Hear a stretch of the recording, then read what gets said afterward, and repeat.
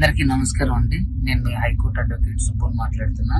ఈరోజు పాల్దీ తండకు సంబంధించి పాల్దీ రమేష్ గారు గుండెపోటుతో చనిపోవడం నిజంగా బాధాకరం. ఏదైతే ఈ మైక్రో ఫైనాన్స్ కేసు ఉందో, ఈ మైక్రో ఫైనాన్స్ కేసుకు సంబంధించి 40 లక్షలు కట్టడం జరిగింది.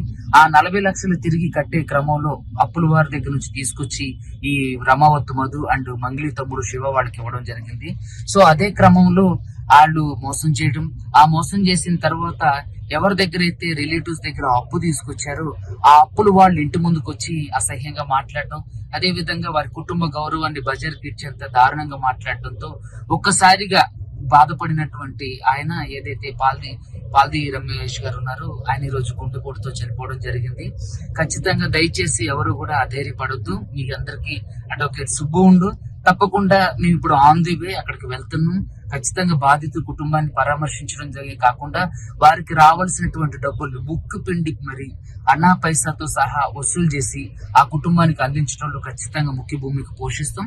అదే విధంగా ఏదైతే ఈ మైక్రో ఫైనాన్స్ కు సంబంధించిన ఈ స్కామ్ ని నేను బయటకు తీసుకొచ్చిన దగ్గర నుంచి అనేక రకాలైనటువంటి ఒత్తిళ్లు, బెదిరింపులకు నేను గురవుతున్నప్పటికీ కూడా బాధితులకు న్యాయం చేయాలని దృఢ సంకల్పంతో నేను ముందుకు వెళ్తున్నా. అదే విధంగా నాతో పాటు శేఖర్ భాషా గారు కూడా ఈ విషయంలో మనకి సహకరించడం జరుగుతుంది. అదే విధంగా ఎంతో మంది గిరిజన బిడ్డలు కూడా మనకి సహకరించడం జరుగుతుంది. తప్పకుండా మేము ఖచ్చితంగా న్యాయం చేయడానికి ప్రయత్నం చేస్తాం. దయచేసి ఎవరు కూడా అధైర్యపడొద్దు, దయచేసి ఎవరు కూడా చనిపోవద్దు.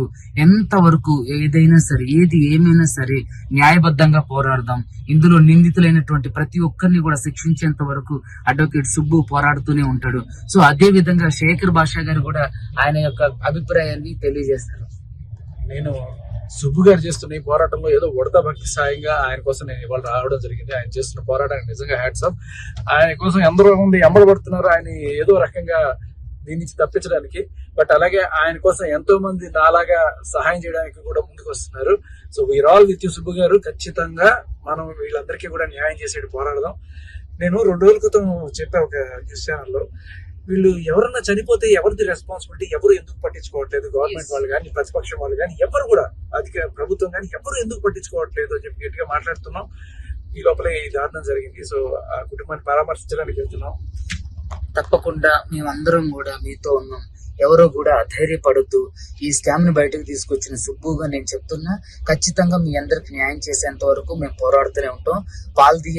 ఇప్పుడు పాల్దీ రమేష్ గారి కుటుంబానికి మా ప్రగాఢ సానుభూతి తెలియజేస్తున్నాం. అదే విధంగా అందరూ ధైర్యంగా ఉండండి. మీకోసం నేను పోరాటం చేస్తా. థ్యాంక్ యూ అందరికి.